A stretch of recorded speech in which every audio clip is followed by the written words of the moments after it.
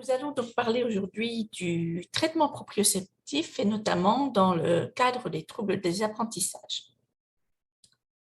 Alors avant de parler du traitement proprioceptif, je vais vous parler de deux particularités de la proprioception qui vont vous permettre de comprendre les bases scientifiques sur lesquelles se base le traitement proprioceptif.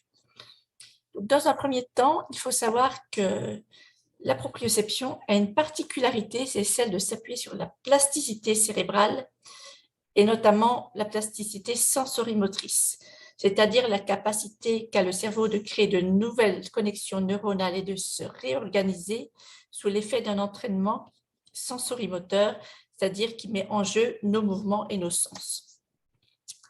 Tous nos mouvements vont donc laisser des traces dans notre cerveau, notamment dans cette zone du cortex pariétal. Et le cerveau va se construire ainsi des représentations internes de notre corps en mouvement, un petit peu comme des cartes de tous les mouvements que nos membres peuvent faire. Plus un membre est sollicité, plus ses mouvements sont précis, et plus la place qu'occupera ces cartes dans cette zone du cerveau sera importante. Et donc, l'ensemble de ces cartes, cette représentation que l'on a de notre corps, de la place que nous prenons dans l'espace, s'appelle le schéma corporel. Et voilà, si ça vous intéresse, Christina Taillante, elle utilise beaucoup ce lien entre la proprioception et le schéma corporel. Ce schéma corporel est donc achevé vers l'âge de 12 ans, mais il est constamment mis à jour par la suite tout au long de notre vie en fonction des changements que subit notre corps, comme la croissance, une prise de poids, une blessure. Et donc ça, c'est vraiment très important à comprendre que toute la vie, on va pouvoir modifier le schéma corporel sous l'effet d'un entraînement sensorimoteur. Et c'est bien sûr là-dessus, sur cette particularité, que se base le traitement proprioceptif. Une autre particularité de la proprioception, c'est celle de fonctionner en chaîne, avec des chaînes proprioceptives. Et ça, c'est le professeur Jean-Pierre Roll qui l'a mis en évidence. Jean-Pierre Roll qui a consacré toute sa vie à la recherche fondamentale sur la proprioception et qui nous a quittés il y a peu, un grand monsieur. Jean-Pierre Roll a montré qu'en faisant vibrer certains muscles, alors dans cet exemple, soit les muscles inférieurs des yeux, soit ceux de la partie antérieure du cou, de la cheville et l'arrière de la plante des pieds, il provoquait la même illusion perceptive de déplacement du corps vers l'arrière, si les yeux sont bandés, ou de déplacement d'une cible visuelle vers le haut, si le sujet observe une cible, et inversement en faisant vibrer d'autres muscles. Et donc, voilà, il a donc décrit l'existence de chaînes proprioceptives. Et donc, il faut bien comprendre ça, quand on agit à un endroit de la chaîne proprioceptive, eh bien, on agit sur toute la chaîne proprioceptive. Et là aussi, le traitement proprioceptif va se reposer sur cette particularité.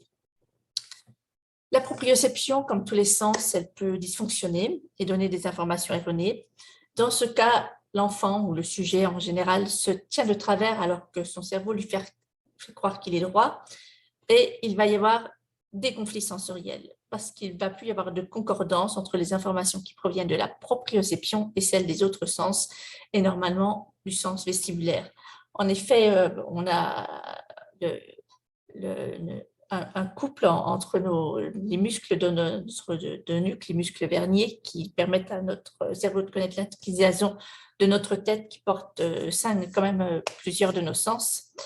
Et puis l'oreille interne qui nous permet de connaître l'inclinaison de notre tête. Et donc voilà, là, en cas de dysproprioception, il va y avoir des conflits très nombreux et le cerveau ne va plus pouvoir compenser les informations sensorielles qui ne sont pas concordantes. Et c'est là qu'apparaît la dysproprioception avec des dysfonctions dans les 3 domaines où intervient la proprioception, comme nous l'avons vu précédemment. La bonne nouvelle, c'est donc qu'on peut agir toute la vie sur le schéma corporel et on peut reprogrammer la proprioception en s'appuyant sur la plasticité cérébrale. Et donc, pour reprogrammer cette proprioception, eh bien, on va modifier les informations sensorielles qui parviennent au cerveau. On va utiliser des stimulations proprioceptives, un petit peu des leurres, on va tromper le cerveau pour lui donner de nouvelles et bonnes informations proprioceptives, de bonnes postures, des exercices respiratoires, des traitements manuels. Tout ça, on va en reparler. Mais attention, on ne va pouvoir reprogrammer la proprioception au niveau central que si le cerveau reçoit de manière régulière et pendant une longue période les bonnes et nouvelles informations proprioceptives.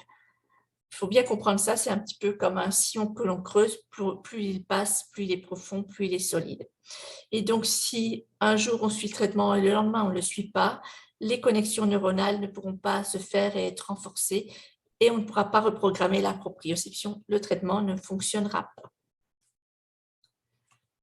Le but du traitement proprioceptif est donc de passer de cette zone dysfonctionnelle où le cerveau n'arrive plus à gérer les conflits sensoriels et revenir à la normalité où une proprioception correcte permet à tous les autres angles du triangle de fonctionner de manière adaptée.